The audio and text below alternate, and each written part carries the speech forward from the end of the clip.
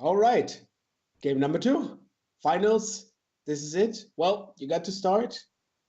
Yes, now At I'm actually back least in the position where I can start again. at least something, yeah. That was a bummer. Yeah, that was a really close game, and he really pulled it off, which was like a really nice move. And it's really good that this can happen with such a deck. And yeah, it keeps it interesting. It was a really cool game. So you're now at the point where you have to win this game and also the next game while being on the draw. And Yes. I'm not sure about the average kill of Escape Shift deck, but I think when it starts, it should be a bit favored. So Which is super interesting. Like, first of all, I'm not really uncomfortable here because I actually lost the first game in each round in the playoffs, okay, so you and say I like, crawled back in the other two rounds as well. yeah. And but the other thing is that Sebastian is actually the only one who beat me in the Swiss rounds. Oh, okay, yeah. So I actually already lost against the Scapeshift deck. Which is one good omen and one bad omen. This doesn't look good. Yeah, no, this hand is like total garbage. You can't keep this at all. And On the here again, I'm super happy that I have the free mulligan. on the other side, Sebastian's hand looks kind of well, it looks okay. Like you can play a Sylvan library. You can also choose to keep Mana Drain open if you want to. Of course, Sylvan library not the best card in form of buying cards. If your opponent ever buys a card, it's like thank you. Here, take all the cards. I don't mind. Please But take them all, Mystic. yeah, but there are some mana issues here. There's only one green from the Scalding Tarn.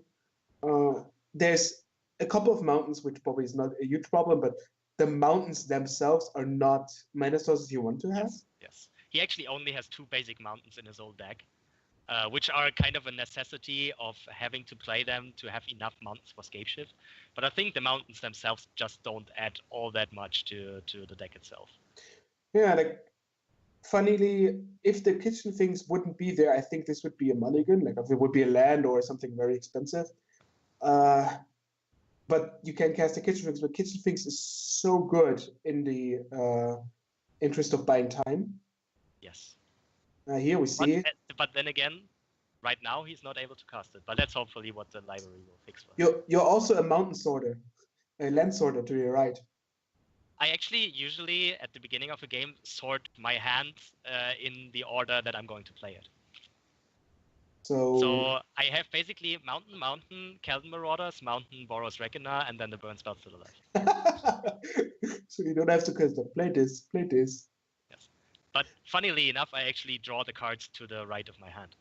So I just add the cards and then have to remove them again to play the card I actually wanted to play. But it actually prevents me as well to do some short cutting of don't recognizing what I actually have drawn and just playing what I plan to play. True. Sometimes you just need to play the card you just drew, actually. And here we also see you have a very, very good card in your hand. This is one of the biggest reasons to play mono red, because there's Price of Progress, and I imagine that deals at least 6 damage over the course of the game. I was actually thinking you talked about Lightning Bolt because it's one of the best cards in Magic's history. But Price of Progress is for sure, especially in this matchup. Okay, we see he has 2 basic mountains in his hand, but first of all, he doesn't have all that many basics in his deck, and he's kind of restrained on mana, so he really needs to search for some dual lands, and this actually is a really good card in this matchup. Like if I see this, and I don't know if this actually like occurs to you or is a valid strategy, but he has 2 mountains in his hand, so. Over the course of the game, he will play those 2 mountains and he will sacrifice it. So after the Scapeshift resolves, there will be 7 non-basic lands in play. That is actually true as well, yes. So, and as Price of Progress is an instant, it would be really cool to have the Scapeshift combo resolve. Everything is in play, the triggers all go on a stack. Boom, Price of Progress kill you. This is a bit shaky because of counter spells, but also he has to use a lot of resources to deal with your stuff anyway. I mean, probably as good as your start is now, you don't need it because you will kill him before. But It's interesting that one single card can do the same damage as your opponent with his well-equipped deck. So, you got a nice combo there. Well, 16 to you. And it actually is also a one-card combo, the Scapeshift itself. Yeah, exactly. So one card counters another. Funny. Price of Progress must be the best card in the deck. For 2 mana, deal 14. How is that fair? I actually had one game where, like in the tournament, where I drew 6 mountains in a row, and the last spell I drew before I died to a single goblin token that was beating me down was Price of Progress. How convenient. Is there maybe a thing where you want to splash a color to your deck?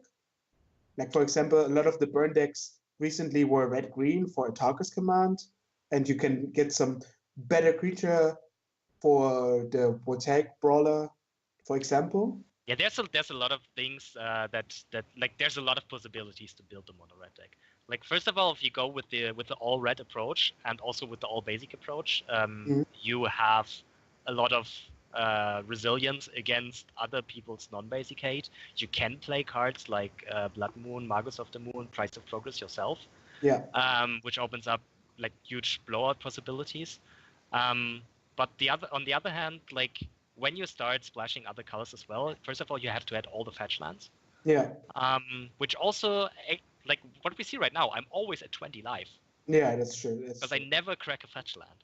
And which is also like a thing that matters more often than not, and at least more often than you think of. I imagine so. It is actually an advantage to be mono red, although you also have all the possibilities to get more powerful cards from other colors. Oh, here we see actually the thing unfolding.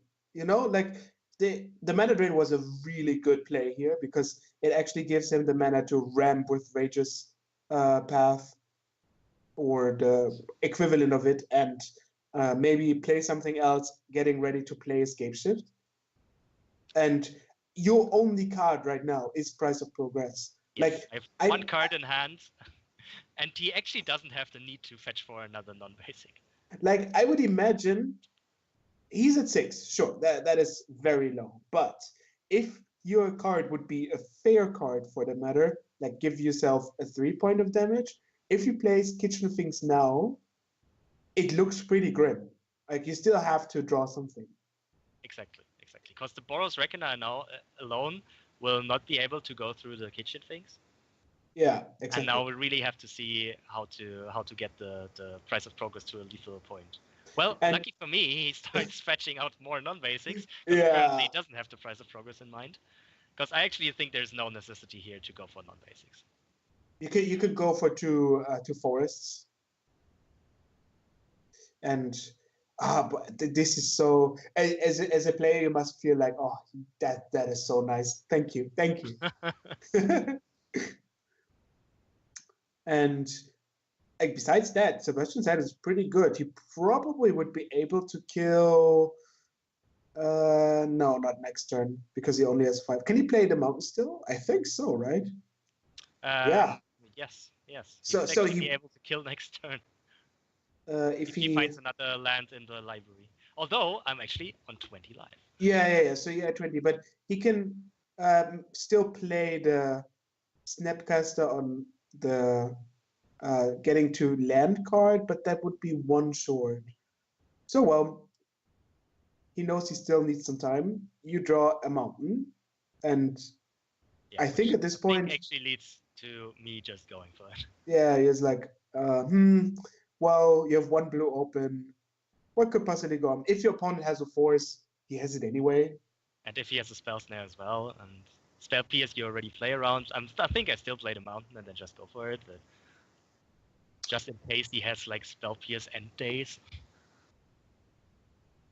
Yeah, I mean, no reason to not think about it, as he can see you're kind of like, okay, if I do this, what if he has force? What if he has like a spell snare, maybe? Or like your point here is actually, it was pretty cool if your opponent has like days and spell pierce. That was probably the idea of playing them. Great. And guess what my opponent replied at that point? Well, I shouldn't have fetched for non-basics then. Yeah. you never cease to learn. All right. Woo, 1-1. One last game. One last time. We see us in the next game.